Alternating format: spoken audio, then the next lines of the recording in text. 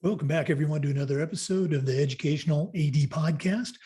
We'll be back with our guest, but first, let's hear from our podcast sponsors, starting with Violet Defense.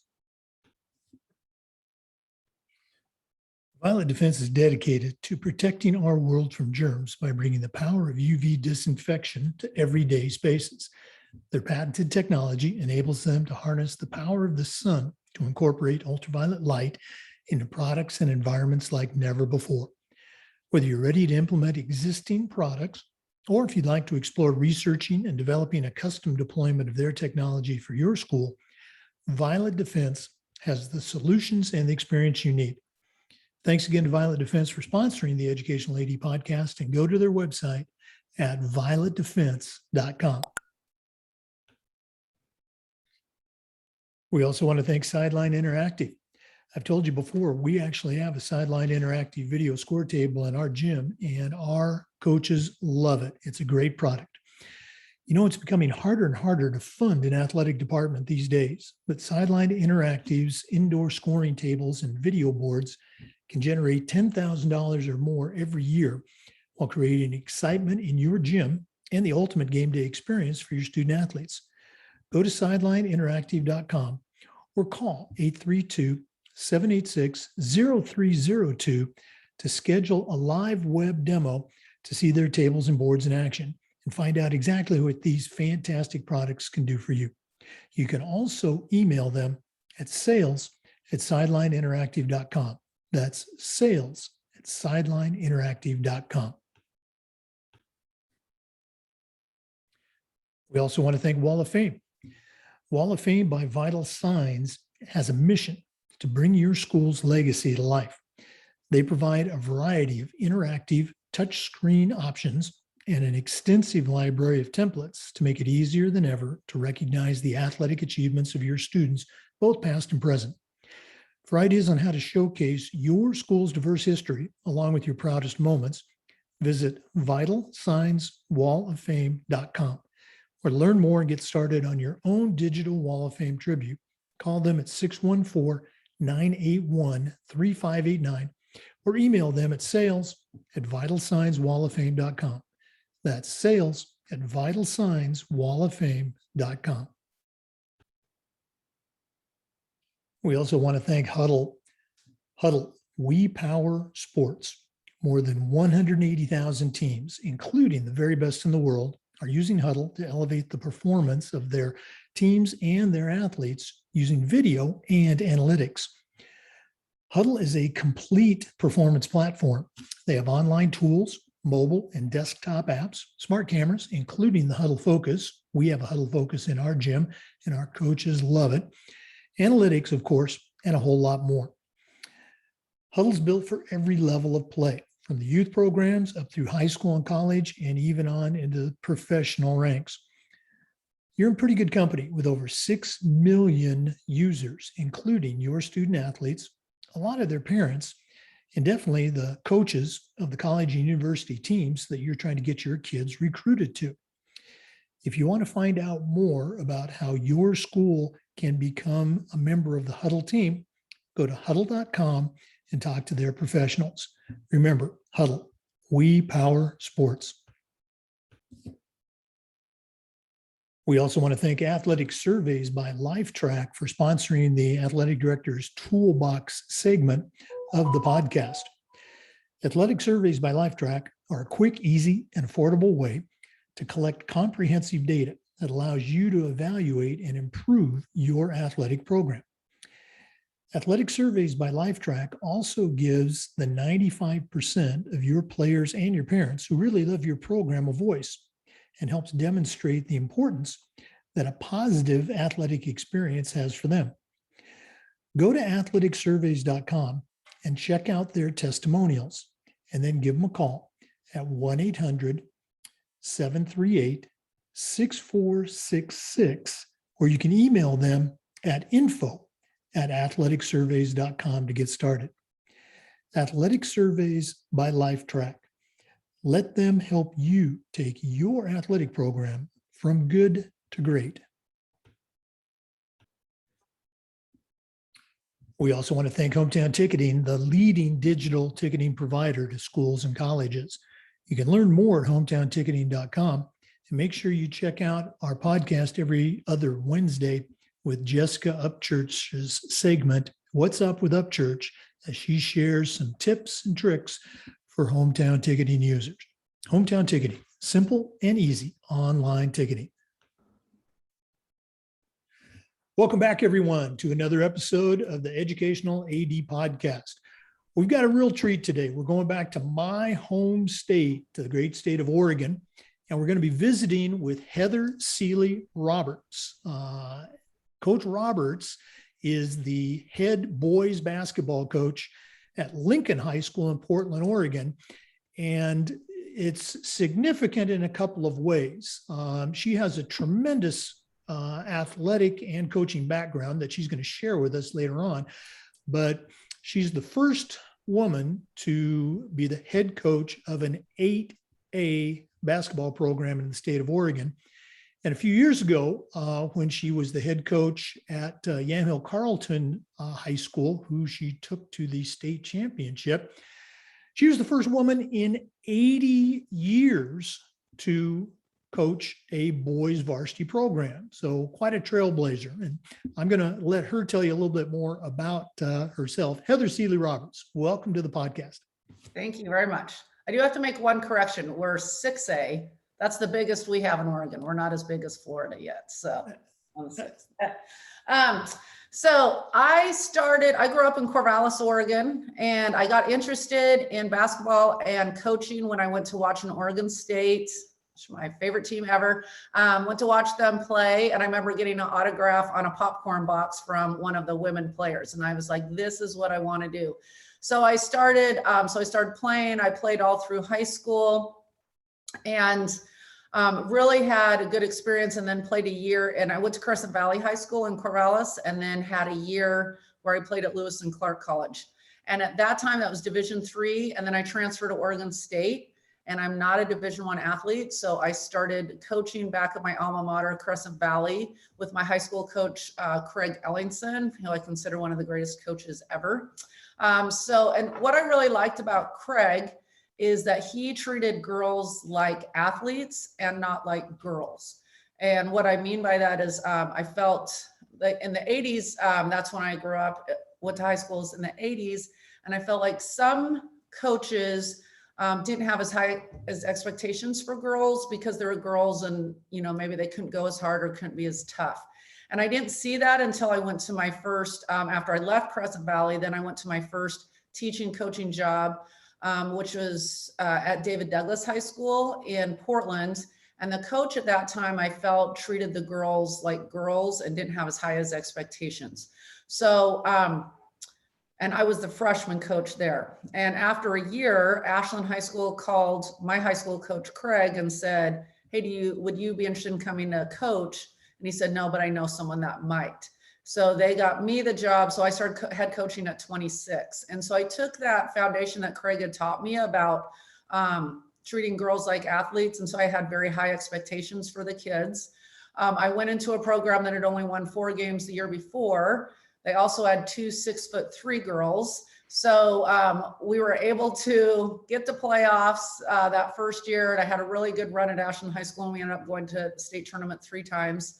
And at that time, I got a call from Lake Ridge High School, which is up in Lake Oswego, which is closer to where my family was.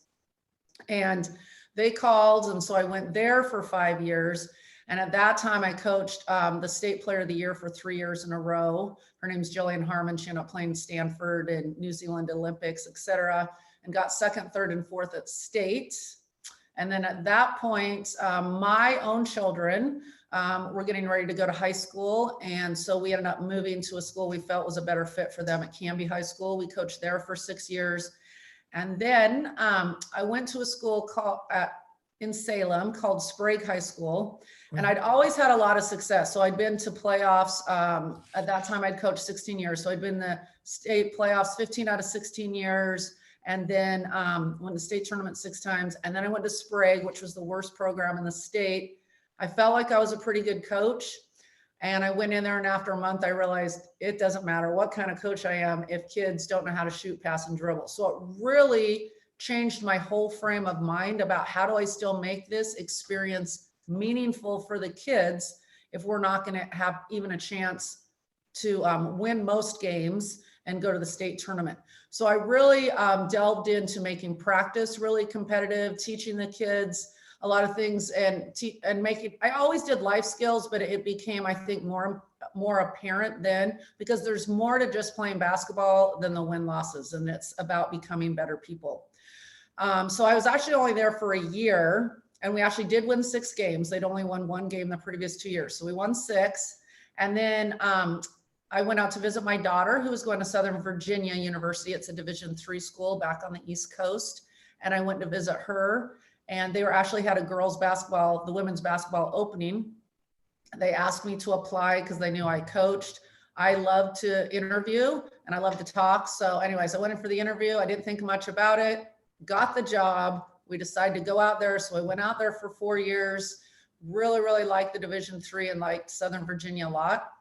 And at that time, my youngest, I have 5 children, but at that time, my youngest 2 were twins. They were coming up and they were getting ready to go into 8th grade, and they were pretty good basketball players. I married for breeding purposes. And so my husband's 6'7", so the boys are really big.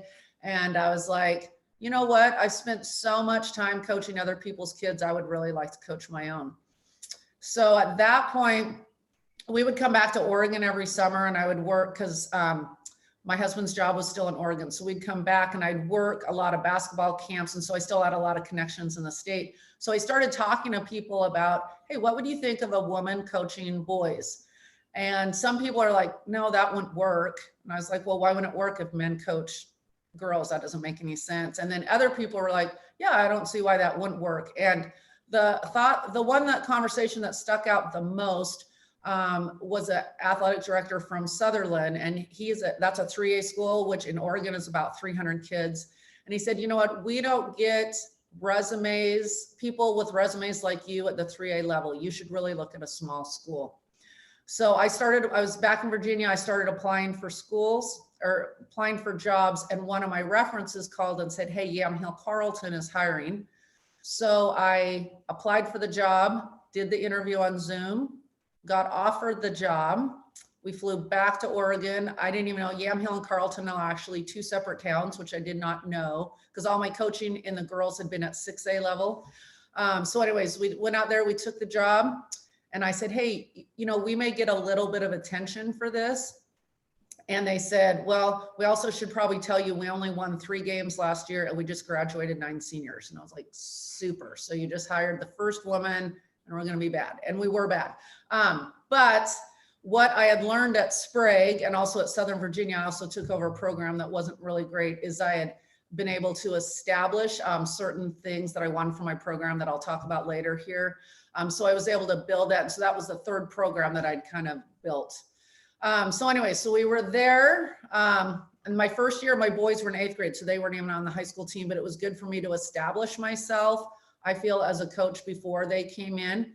And then I was just always Coach Roberts. They came in and we did only win 4 games my first year. We were not very good. Second year, the kids had been in the program for a year. My boys came in, they were pretty successful. So we won 16 games.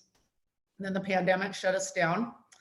So me and my boys actually moved to Utah for last basketball season, and we actually played at Grant, and I actually coached at Grant High School in Moab, and took over another program that wasn't very good. Anyway, and it was a fantabulous season. It was really fun because Oregon had shut it down. So we actually got 5th at state, and the state tournament was done February 27th.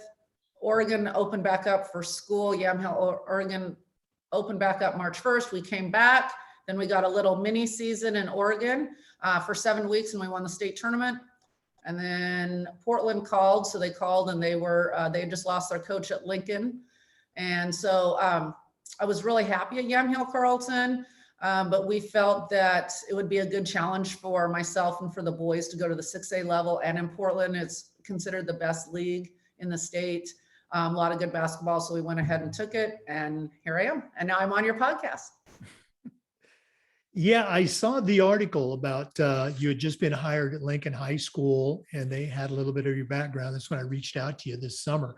What a journey. And you've been involved and you have developed a number of highly successful programs. And when we say success, we're certainly talking about wins and losses, but we're also talking about those other things of, developing kids and giving them lifelong skills. Um, you don't know I'm going to ask you this question, so I apologize for the ambush here, but I've always been of the mind, and I've been very fortunate as a coach to have great kids and have some great assistant coaches, and as an AD, be at some great schools. So, we've won our fair share of games, but my feeling is that the great programs like you have been involved with, yeah, you got to have some horses, but the great programs really don't talk about winning, and I'm using my air quotes right now, as a goal.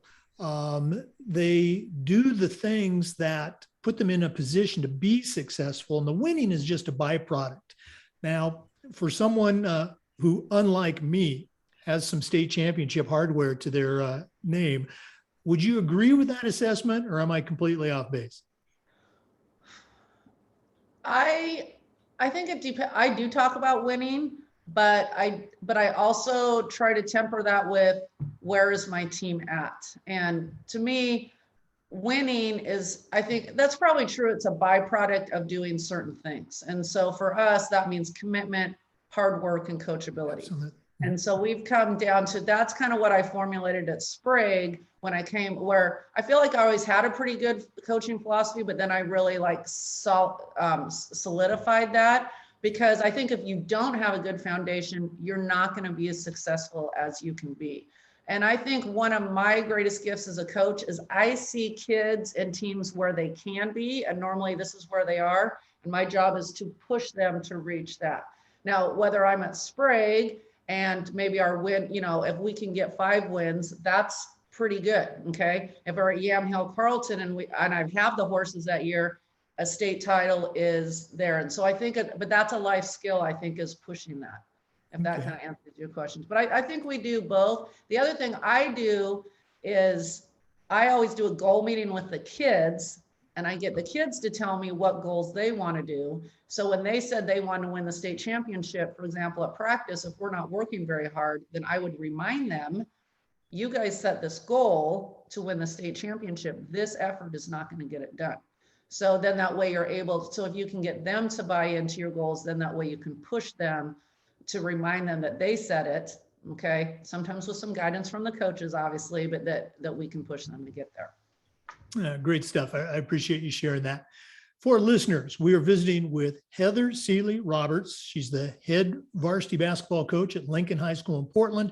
We're going to be back with some more, but let's take a quick break and hear from a couple of our sponsors. We want to thank Huddle for their support of our podcast. Huddle, we power sports. More than 180,000 teams, including some of the best in the world, use Huddle to elevate the performance of their teams and their athletes using video and analytics. Huddle is the complete platform for performance. They have online tools, mobile and desktop apps, smart cameras like the Huddle Focus. We have a Huddle Focus in our gymnasium, and our coaches just love it. Of course, there's analytics and a whole lot more. Huddle is built for every level of play. The youth teams, high schools, colleges, and even up into the professional ranks, they all use Huddle. You're also in pretty good company with over 6 million users, including your student athletes, a lot of their parents, and of course, the coaches of the college and university teams that you're trying to get your kids recruited to. If you want to find out more about how your school can join the Huddle team, go to huddle.com and talk to their professionals. Huddle, we power sports. We're back with Heather Seeley Roberts, the head varsity basketball coach for Lincoln High School in Portland, Oregon.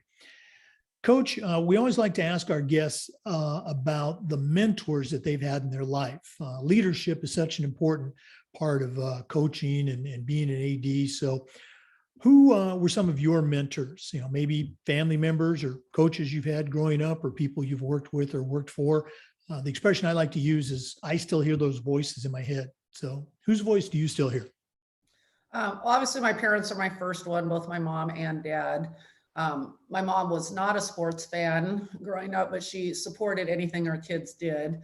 And my dad was very encouraging. There was never anything because I'm a girl or something that I couldn't do it. And they both instilled hard work.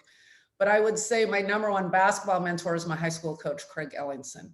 So he was, in fact, my junior year, I sat the bench big time. I mean, so I've done both roles, and it was him that kind of taught me, and my dad, who wouldn't let me quit because I would go home crying every day when I wasn't getting to play. And in those days, parents didn't call coaches and say anything. So my dad just told me to suck it up. But anyway, so I made it through the junior year, ended up having a good year as far as teammates and understanding the importance of everyone on the team. And my coach talked with me and gave me some straight up honest assessments of where I was at and what I needed to do if I want to get playing time as a senior. And so I did those things. I put in a lot of work and then started my senior year. And then after I went back to Oregon State and started coaching with him, that's really when I delved into a lot of his philosophies, a lot of his ideas, how he treats players, his offensive, defensive schemes. So a lot of what he did with his teams, I do with my teams. Coming down to our offense that we run, I've changed defenses some, and just the way he treated kids, and as far as having high expectations, not only on the floor, but off the floor as well, for people. And so I still call him when I have questions. He was really instrumental when I got my job at Ashland. I probably called him 3 times a week when I had questions. And I think that's so important today with young coaches. There's so much, there's just so much coming at coaches. You need to have someone that you can talk to. And so sometimes other coaches you feel like those are your only friends during basketball season. And so just being able to reach out and talk to those coaches. And then another one is Mark Naffendorf, who's actually a really good friend of Craig Ellingson. And we ended up doing a lot of camps together, and it was weird, like going from being a player to all of a sudden then now you're coaching against these idols that you've had since being a young person. And so he's taught me a lot about how to deal with administration, because he's now in administration, leadership, how to stick to your principles. And then the third one I want to mention is a lady named Janine Gann. And she was actually the high school coach at North Salem when I was going to high school. And I actually did a report when I was in college, a paper on the the lack of women in the high school coaching scene. And she was one of the few women that were coaching at the time in the 80s. And so I was able to reach out to her, and she was able to help me. And ironically, the percentage, I would say, of women coaching is about the same in high school in Oregon as it was in the 80s as it is now. The college scene is probably way higher, with a lot more women coaching on the girls' side, but it's that side's probably the same. Wow. I mean, that's so great that you can still reach out to those mentors that you talked about, but kind of crazy about the percentages of Yeah, it's not weird. the lack of women coaches. Mm-hmm. Let's go and talk about that. You and I visited a little bit before we came on. And of course it is unique, and the perception is, wow, this is, very rare and very special. And it is that, a woman is coaching, at the 6A level in Oregon, but talk about that a little bit, challenges, or, do you just wish it would go away? Is it a distraction? Obviously you had tremendous success. Anybody looking at your resume would say, this person, man or woman, but this person can coach. Okay. We need to get her at our school, or we need to get this coach at our school. So can you talk a little bit about that? I guess the challenge of being, that trailblazer? Yeah. So I remember when I first was asking people like, hey, what do you think about this? Honestly, people said to me, they go, well, what are you going to do in the locker room? What are you going to do when you go into the boys' locker room? And I'm like, what do all the men coaches do when they go into the girls' locker room? It's like, it's such an inconsequential issue. I mean, that was what they were worried about, why I couldn't do it. But I've just always believed that I can do whatever I set my mind to. So when I got the job, I remember walking in the very first date. It was to a summer practice at Yamhill Carlton. Now, I never coached high school boys. I'd coached youth boys, never coached high school boys.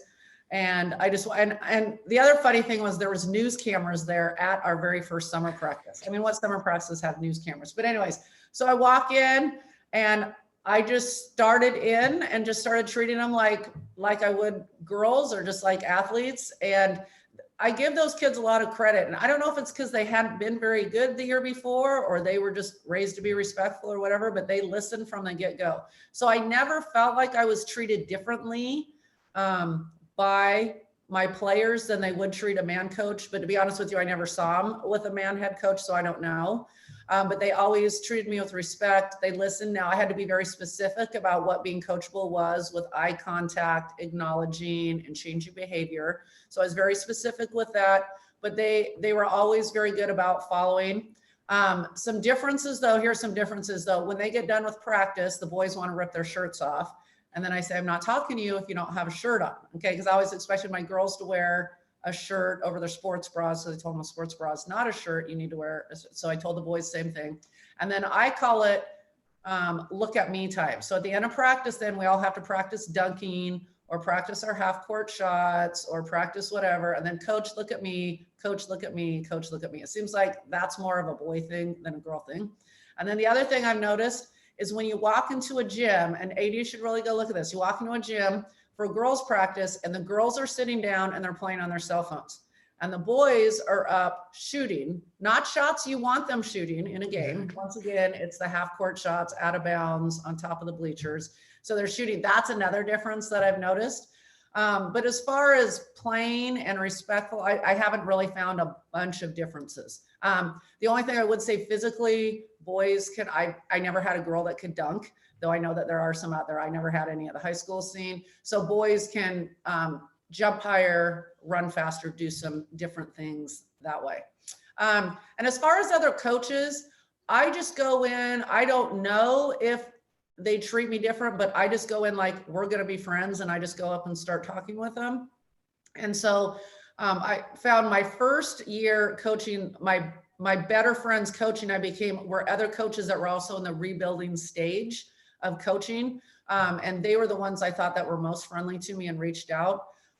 Ones that had been more successful, they weren't quite as friendly. And I don't know if it was because I was a woman or because I was new or my program wasn't very good, but I did find that. And then I only found there was only a couple places that I went to where I felt I got harassed because I was woman from the fans. But that was fine. I get fired up at that stuff. So I don't, maybe they're like, tell the lady to sit down, tell that woman to get quiet. And then I maybe have bothered refs. I don't know if it's because I'm a woman, but maybe I sound like their nagging wife while they're running up and down the floor. I don't know. So every once in a while, like a refs, they don't say like, sit down, woman, you know, they just like sit down. And sometimes I feel like that they're treating me a little bit different, but maybe it's because I'm new. So I'll give them the benefit of the doubts. So. Well, as a high school basketball official, I can tell you that I think it's pretty much like the players, man or woman, it doesn't matter. You know, can this person coach? Okay. Yeah. And as an official, you know, pretty quickly by the way the team plays and by the communication from the coach to the players, if this coach knows what they're talking about. And, you know, I'll listen to that head coach that knows how to coach all day long, but I'll tell their assistants to sit down and shut up. Okay. We are visiting with Heather Seeley Roberts, the head varsity basketball coach at Lincoln High School in Portland. We're going to be back with some more, but let's take another quick break and hear from one of our podcast sponsors. We also want to thank Sideline Interactive. We have a Sideline Interactive video score table in our gym, and it is tremendous. You really need to get in touch with these folks. You know, it's becoming harder and harder to fund an athletic department these days, but Sideline Interactive's indoor scoring tables and video boards can generate $10,000 or more every year, while also creating excitement in the gym and the ultimate game day experience for your student athletes. Go to sidelineinteractive.com or call 832-786-0302 to schedule a live web demo to see their tables and boards in action and find out exactly what these fantastic products can do for you. You can also email them at sales@sidelineinteractive.com. That's sales@sidelineinteractive.com. You won't be disappointed. Once again, we're back with Heather Seeley Roberts from Lincoln High School in Portland, Oregon.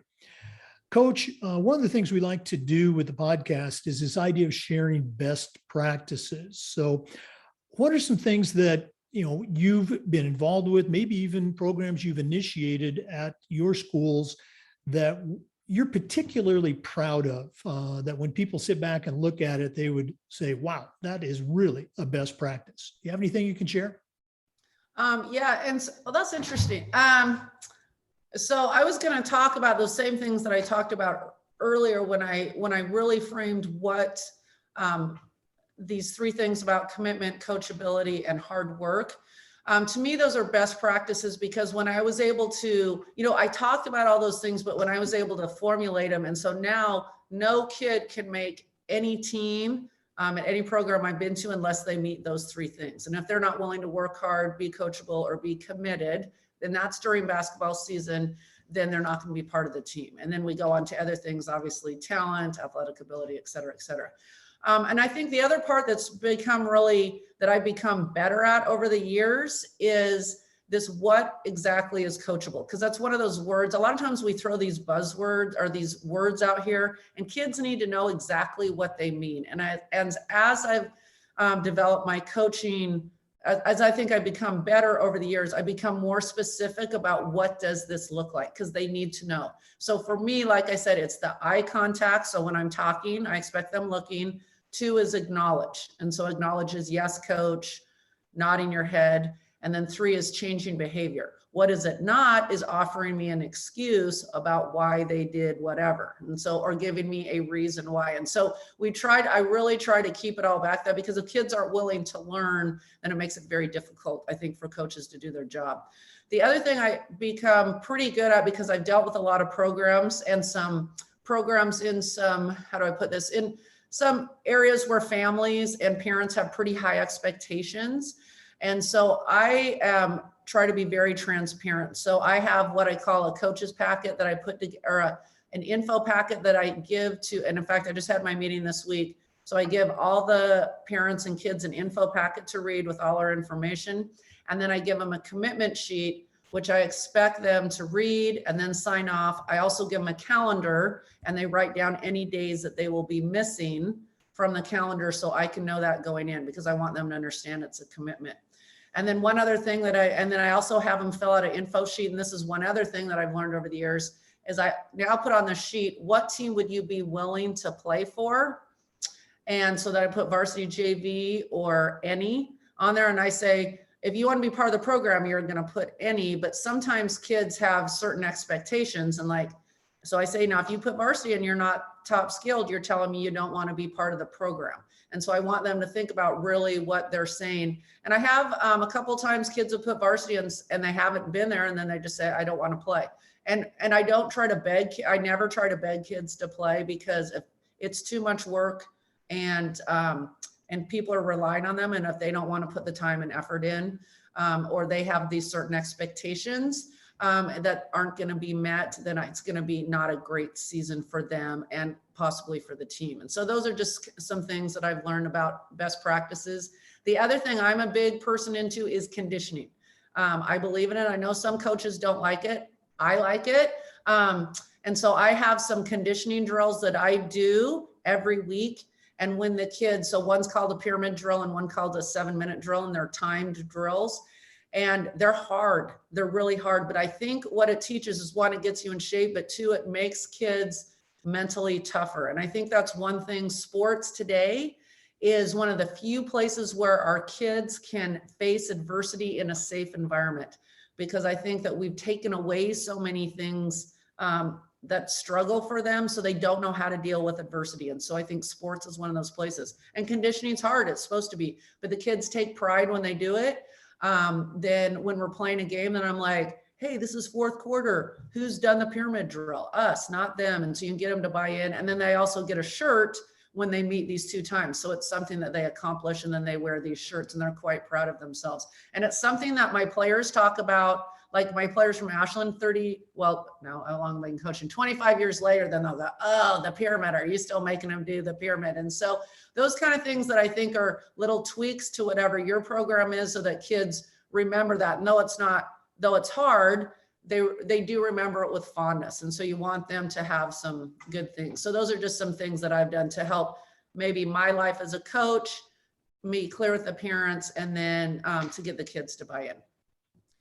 Oh, absolutely. The two things you mentioned, it was all great, but the eye contact, I remember as a head football coach, and, we're huddled up, I wanted those eyes on me, and we let the kids know that's how you are coached. And then, your t-shirts, we had something that I borrowed from a Crescent Valley coach of all things, the Tough 20, and you had to earn that t-shirt. So really great stuff. For listeners, we are visiting with Heather Seeley Roberts, the head varsity basketball coach at Lincoln High School in Portland, Oregon. We're going to be back for some more, but let's take one more break and hear from some of our podcast sponsors. We also want to thank Wall of Fame. Wall of Fame by Vital Signs has a mission to bring your school's legacy to life. They provide a variety of interactive touchscreen options, along with an extensive library of templates to make it easier than ever to recognize the athletic achievements of your students, both past and present. For ideas on how to showcase your school's diverse history and your proudest moments, visit vitalsignswalloffame.com, or learn more and get started on your own digital Wall of Fame tribute. Call them at 614-981-3589 or sales@vitalsignswalloffame.com. That's sales@vitalsignswalloffame.com. Once again, we're back with the head boys basketball coach at Lincoln High School in Portland, Oregon, Heather Seeley Roberts. Coach Roberts, a question that we've been asking our athletic directors for the past couple of weeks revolves around this topic of, social emotional health. We really had a kind of a deep dive discussion right after the Olympics with Simone Biles and her very candid comments about some of the challenges that she was experiencing as an elite athlete. So my question is this: how can an athletic director or even a head coach find a balance between what you might call, hey, you got to be tough, you got to suck it up, hard-nosed approach, while also being aware of and sensitive to the very real social emotional challenges that a Generation Z kid is experiencing? Do you have any advice for us? Yeah, that's, and I think that's something that we all have to navigate. I remember I changed a lot in my coaching years. And I remember when I started having children, we adopted our first children and then had some, I changed as a coach. I was much more hard-nosed. And I think how I changed is I understand that they're kids and they make dumb decisions sometimes. And I don't always make the best decisions sometimes. So, that I think I gave a little bit more grace than what I used to. I still have very high expectations. I'm not a big yeller, but I let them know if things aren't going well. But the other thing I think helps is if you really spend that time to develop relationships with them. So when kids come in, I always greet them by name. I try to have a little conversation. How was your weekend? How's school going? So if you can build those relationships, hopefully the kids will be able to come to you if they are having a tough time.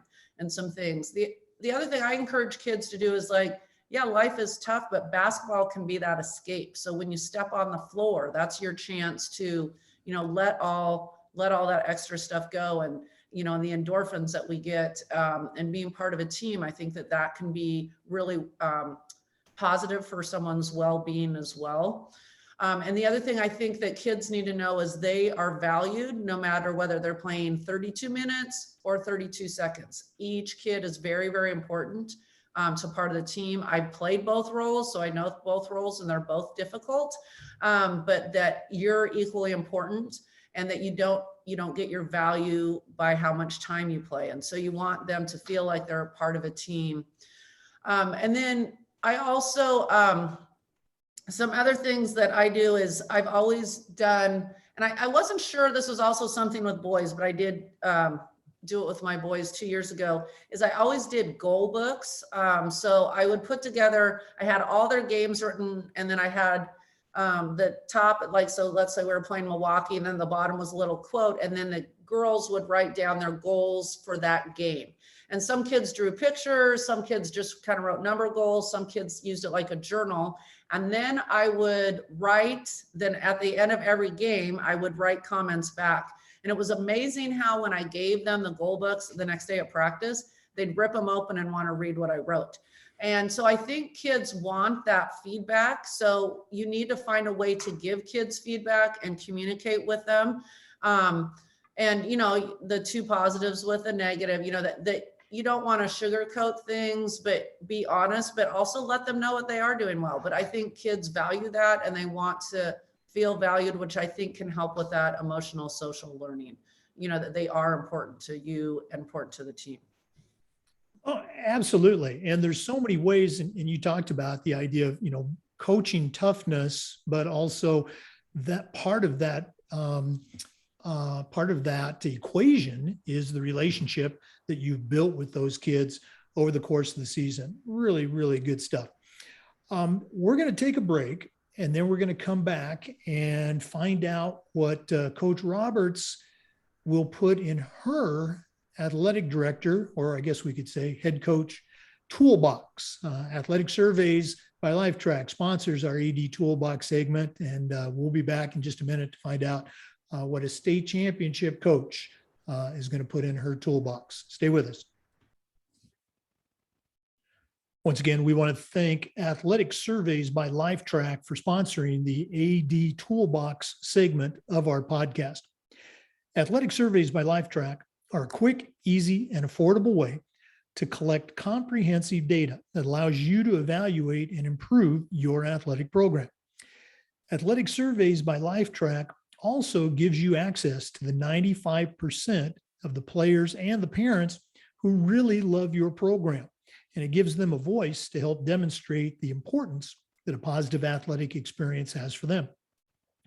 Go to athleticsurveys.com and check out their testimonials, and then give them a call at 1-800-738-6466, or you can email them at info@athleticsurveys.com to get started. Athletic Surveys by LifeTrack. Let them help you take your athletic program from good to great. Well, Heather, this has just been really cool, getting to know you a little bit more and hearing about your programs, but we're not done yet. We always like to wrap up with what we call the athletic director's toolbox. Now, you're not an AD, but you're certainly no stranger to success in the world of athletics. So we're going to tweak this just a little bit. You know, as an experienced varsity head coach that, as we've already mentioned, brought home some significant hardware, what would you put in a new coach's toolbox? What sort of tools, and I'm only going to give you 3, do you think a new coach should have in their toolbox? Okay, I would say number 1 is your philosophy. Now, there's lots of different ways to play basketball, and I see a lot of coaches try to go, oh, I'll do a little bit of this or a little bit of that, and they try to copy someone else. And I think we all copy each other, but whatever you decide that your team is going to run. So for example, we run a full court press. Not everyone can handle a full court press, but that's what we do. And that you got to own it, because if you're going to own it, you got to sell it to the kids. And I always tell the kids, there's lots of ways to play basketball, but the way at Lincoln, this is how we're going to play it. So I think you need to have your philosophy, and you need to believe in it so the kids will believe in it. Number 2 is you need good assistant coaches. And we talked a little bit about mentors. You need people that will support you. that aren't going to backstep. Loyalty is my number one thing. The X and O's can come. That's not as important to me as someone that if a parent comes up and go, what is Heather doing? Blah, blah, blah. And then they're like, oh, I know. What is she? You know, that's not going to work. You've got to all be on the same team. And so you've got to make sure that the coaches, that you're with people that will tell you the truth, but be honest. And you don't always have to agree, but you're never going to disagree in front of kids or in front of parents. So you need to have the people that you can trust around you. And then the third part is, I would say you need to be organized. I think some coaches get themselves in trouble when they're not organized. And I think a little organization on your part will help. I always include the parents with it because I understand being a parent. Send out a weekly email, send out the calendar of the parents. Don't expect the kids, especially boys, that's probably another difference between boys and girls, to relay all the information to their parents, because then parents get frustrated and then it kind of creates some issues. So, you know, be upfront. So like I said, I sent home a packet, I sent home a calendar, I sent home, and COVID season, we all remember how that was. I don't know, it was in Florida, but Oregon, no day ever was planned exactly. So I was constantly sending emails so people could be in touch. So I would say being organized would help. I do have other ones, but those are my three I would go with. That's okay. We always, good coaches, good ADs, you're always going to try to sneak something extra into that toolbox. Okay. Coach, again, this has been really great. If one of our listeners wants to reach out and pick your brain a little bit, is there a good way to get in touch with you? Maybe email? Yes. Do I just give it with you? Just go and give that email out. And if somebody misses it, they'll have to play this back. Okay. So ycboysbasketball@gmail.com. I haven't changed it yet. So anyways, ycboysbasketball@gmail.com. I'm also on Twitter, but I can't remember my Twitter handle now. So, but I don't get on it very often. Something about Lincoln Coach. I think it's Coach Roberts Lincoln or something like that. So, but anyways, well, this was super fun. I love that you're doing it. I think it's great. I think that we learn from each other. And I think that would probably be another thing I would put in the toolbox is always be learning from other people. I think that we don't all know it all. And that's where we want to share. And coaches really can be each other's best friends and best allies, you know, and so I think that that's really important. But I love this. I think this is a great idea that you're doing. Oh, well, thank you so much. All of those suggestions, including the ones you just mentioned, Lifelong Learner, they're going to go in the second edition of the Athletic Director's Toolbox book. So that's going to be coming out probably summer of 2022. Heather Seeley Roberts, thank you so much for being on the program, and all the best to you and the Lincoln Varsity Boys team this coming season. Thank you very much. I appreciate it. For our listeners, remember the Zoom recordings of these interviews are being uploaded to the Educational AD Podcast YouTube channel. We appreciate you listening today. Come back again next time for another episode of the Educational AD Podcast. Don't forget Hometown Ticketing, the leading digital ticketing provider to schools and colleges. You can learn more by going to hometownticketing.com. And check out every other Wednesday, What's Up with Upchurch. Jessica Upchurch of Hometown Ticketing shares tips and tricks for all you Hometown Ticketing users. Hometown Ticketing, simple and easy online ticketing.